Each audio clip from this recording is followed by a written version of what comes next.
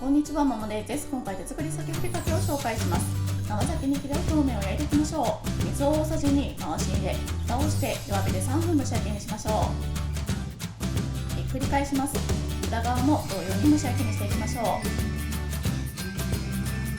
焼けたら皮を剥ぎ、骨と血合いを避けてほぐしましょう。フライパンにごま油を熱し、先ほどほぐした鮭を加えて、みじん切りの小松菜、白すりごま、塩を加えてしんなりするまで炒めましょう。